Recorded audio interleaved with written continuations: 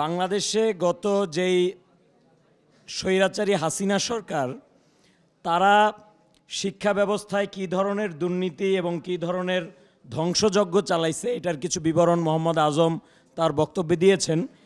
কওমি মাদ্রাসার সাথে তারা যেই জোচ্চুরিটা করেছে 2013 সালের পরে, যেটা আসলে কওমি মাদ্রাসার দিক থেকেও খুব একটা দুর্বল পজিশন ছিল, সেটা হলো যে 2013 সালের পরে যখন কওমি মাদ্রাসার স্বীকৃতির দাবি ওঠে, সেটা অনেক আগের দাবি ছিল। তো আপনি দেখেন যে এইটা আমি কওমি মাদ্রাসার যারা নীতি নির্ধারক তাদের একটু সমালোচনা করব যে 2090 দশক থেকে তারা একটা আন্দোলন করতেছেন। কি আন্দোলন সেটা? যে দাওরায়ে হাদিসকে মাস্টার্সের সমমান দিতে হবে। এখন দেখেন যে ওনারা মাস্টার্সের সমমান কেন চাইছেন? ওনারা ভাবছেন যে এইটা আমাদের সর্বোচ্চ ক্লাস, আর ইউনিভার্সিটিতে মাস্টার্স সর্বোচ্চ, সুতরাং আমরা মাস্টার্স নিব। কিন্তু আসলে যে মাস্টার্স যে সার্টিফিকেট, অনার্স ছাড়া যে এটার কোনো ভ্যালু নাই, এটা ওনারা বুঝেন নাই। ওনারা মাস্টার্স চেয়ে আন্দোলন করছেন, সরকারও চিন্তা করছে যে ঠিক আছে মাস্টার্স দিয়ে তো কিছু করতে পারবে না, দিয়া দে মাস্টার্স। তো মাস্টার্স দিয়ে দিচ্ছে, এখন ওই মাস্টার্স দিয়ে দেখে যে আর কিছু হইতেছে না। তো এইটা আসলে এটা আওয়ামী সরকার খুবই সেটা বুঝা করছে যে ও যেটা চাইতেছে আমি ওর সাথে একটা নেগোসিয়েশন করে ফেলাই, পলিটিক্যালি ওকে আমি একটা সার্টিফিকেট দিয়ে দিই। যাই হোক, এখন আপনাদের সামনে আলোচনা করবেন জিনাত আফসানা। তিনি এক্সেল একাডেমির প্রিন্সিপাল। জিনাত আফসানাকে তার বক্তব্য উপস্থাপনের জন্য অনুরোধ করছি। আসসালামু আলাইকুম এবং শুভ অপরাহ্ন বা সন্ধ্যা হয়ে চলল। আচ্ছা, আমি ধন্যবাদ জানাচ্ছি আমার সংগঠককে এখানে আমাকে আমন্ত্রণ করে এখানে আমাকে ইংরেজি মাধ্যম শিক্ষার ব্যাপারে কিছু বক্তব্য রাখার জন্য সুযোগ করে দেওয়ার জন্য। এখানে আমার কাজ, আমি একটা স্কুলকে রিপ্রেজেন্ট করছি।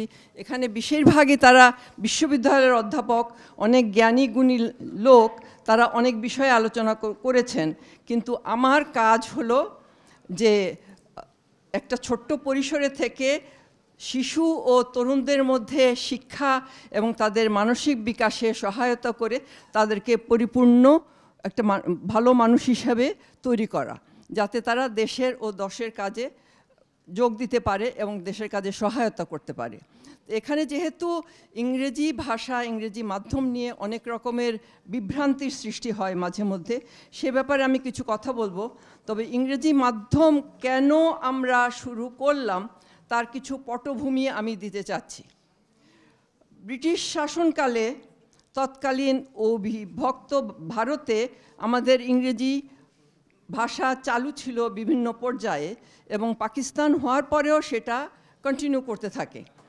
তো কিন্তু তখন একটা মুষ্টিমেয় গোষ্ঠী ইংরেজি মাধ্যম স্কুলে যেত, কিন্তু আমাদের বিশাল জনগোষ্ঠী তখন বাংলা মাধ্যমে পড়াশোনা করতো স্কুলের লেভেলে। কিন্তু আমরা কলেজ ও বিশ্ববিদ্যালয়ে গিয়ে তখন ইংরেজির সঙ্গে পরিচিত হতাম এবং পরে যেহেতু তখন আমাদের বিভিন্ন সব পর্যায়ে ইংরেজি চালু ছিল, কিন্তু সেজন্য আমাদের কর্মক্ষেত্রে যোগ দিতে কোনো অসুবিধা হতো না। কিন্তু বাংলাদেশ স্বাধীন হওয়ার পরে যেহেতু দেশ গড়ার কাজেও সবাই মনোযোগ দিলেন, তখন ওনারা সিদ্ধান্ত নিলেন সর্বস্তরে বাংলা ভাষা চালু হবে। সেটা তো কোনো সমস্যা ছিল না, কিন্তু সবাই যখন ওইদিকে মন দিয়েছিলেন, বাংলা ভাষা চালু করতে গিয়ে অনেক সমস্যার সৃষ্টি হয়েছে, বিশেষ করে কলেজ ও ইউনিভার্সিটি লেভেলে। ভালো বই ছিল না এবং ইংরেজি থেকে অনুবাদ করারও সময় ছিল না। সেই কারণে আমাদের একটা প্রজন্ম থেকে ইংরেজি ভাষা আস্তে আস্তে হারিয়ে গেছে। কিন্তু আমাদের প্রতিবেশী রাষ্ট্রগুলোতে ইংরেজি মাধ্যম চালু ছিল, যার ফলে তারা বিদেশের সঙ্গে সম্পর্ক রাখতে সক্ষম হয়েছে। কারণ আমরা অস্বীকার করার উপায় নেই যে ইংরেজি একটা প্রধান মাধ্যম বিশ্বের সঙ্গে সংযোগ রাখার, কিন্তু আমাদের এই প্রজন্মটা হারিয়ে গিয়েছিল। সেই নৈরাজ্য থেকে বেরিয়ে আসার জন্য গুটি কয়েক লোক, তার মধ্যে বেশিরভাগই মহিলা, নিজের অর্থায়নে তারা কিছু ইংরেজি মাধ্যম স্কুল প্রতিষ্ঠা করেন, যাতে তারা সাফল্য অর্জন করেন এবং তার ব্যাপ্তি ধীরে ধীরে বাড়তে থাকে এবং অন্যরাও উৎসাহিত হয় এই ব্যাপারে এগিয়ে আসতে। এবং একটা সময় দেখা গেল আমাদের শিক্ষিত সমাজও ইংরেজি মাধ্যমের শিক্ষার ব্যাপারে তাদের ভরসা বেড়ে গেল বাংলার চেয়ে। সেটার কারণ হবে হয়তো স্বাধীনতা উত্তর বাংলাদেশে বাংলার মানও অনেকটা কমে গিয়েছিল। শিক্ষার দিকে সেরকমভাবে হয়তো নজর দেওয়া হয় নাই, প্রস্তুতিটাও ছিল না, কারণ আরও বড় সমস্যাগুলো প্রকট ছিল তখন। তো সেই কারণেই আমাদের ইংলিশ মিডিয়ামটা শুরু হয়েছে। কিন্তু ইংরেজি মাধ্যমের নিয়ে একটা বিভ্রান্তি আছে। বর্তমান বাংলাদেশে অনেকেরই ধারণা যে ইংরেজি যারা জানে তারা বাংলাদেশ সম্পর্কে কিছু জানে না, এবং বাংলাদেশের ভূগোল, ইতিহাস, সংস্কৃতি এদের সঙ্গে তাদের কোনো সম্পর্ক নেই। এই ধারণাটা আমি আপনাদের একটু ভাঙতে চাই। আমাদের এই শিক্ষা কার্যক্রমে আমরা ইংরেজিতে পড়াই ঠিকই, কিন্তু বাংলার সাহিত্য, বাংলার সিলেবাসগুলো কিন্তু আমাদের ইংরেজির সঙ্গে অন্তর্ভুক্ত করা হয়। যেমন 4 বছরের একটা বাচ্চা যখন ABCD লেখা শুরু করে, সেই সঙ্গে কিন্তু অ আ ক খও লিখে, এবং এই ধারণাটা সবসময় চলতে থাকে 8ম শ্রেণী পর্যন্ত। 9ম ও 10ম শ্রেণীতে যাওয়ার পরে আমরা বিশ্বের সঙ্গে যোগাযোগ করি, পরীক্ষাগুলো ওভাবে করা হয়। কিন্তু 8ম শ্রেণীতে পর্যন্ত থাকাকালীন 8ম শ্রেণী পর্যন্ত আমাদের শিক্ষা কিন্তু এভাবেই চলে, এবং সংস্কৃতি অঙ্গনেও আমাদের অনেক অবদান আছে। আমরা প্রতিটি সাংস্কৃতিক অনুষ্ঠান ইত্যাদি পালন করি। আর আরেকটা জিনিস আছে ইংলিশ মিডিয়াম ছাত্রছাত্রীদের ব্যাপারে, সেখানে মনে করি হয়তো কিছুটা বৈষম্য থাকতেও পারে। যারা মাদ্রাসায় অনেক বৈষম্য আছে, কিন্তু সেখানে অতটা নেই। কিন্তু যারা ইংলিশ মিডিয়াম থেকে বের হয়, তারা যে ভর্তি পরীক্ষাটা দেয়, সেই প্রশ্নপত্রগুলো ইংলিশ থেকে বেরোনো ছাত্রছাত্রীরা পেরে ওঠে না। ওখানে যদি ওদের জন্য কিছুটা সুবিধা করে দেওয়া যায়, তাহলে কিন্তু আমরা ওইসব ছাত্রছাত্রীরা পাবলিক ইউনিভার্সিটিতে ভর্তি হতে পারবে, এবং দেশ থেকেও আস্তে আস্তে মেধা যাবে না, তারা সবাই এখানেই থাকবে। এবং তাদের মা বাবারাও অনেকে এই বয়সে বাচ্চাদেরকে বিদেশে পাঠাতে চান না, যাতে করে তারা দেশেই থাকতে পারে এবং দেশের কাজে লাগতে পারে। তো সেই বৈষম্যটুকু দূর করার জন্য আমরা চেষ্টা করে যাচ্ছি। যদি সম্ভব হয় তাহলে এই প্রস্তাবগুলো দিয়ে রাখলাম, বলতে গেলে আবেদন দিয়ে রাখলাম, যদি এই কাজটা সহজ করলে ইংলিশ মিডিয়াম থেকে যারা পড়ে, আমাদের প্রায় 25,000 বেরোচ্ছে প্রতি বছর, তো তারা যদি এখানে পড়াশোনা করে তাহলে দেশেও কন্ট্রিবিউশন রাখতে পারে, এবং তাদের পড়াশোনার মানটাও কিছুটা উঁচু। এই জন্য বলবো যে A লেভেল থেকে যারা পড়ে আসে, তারা কিন্তু অনার্সেরও কিছুটা পড়া শেষ করে আসে।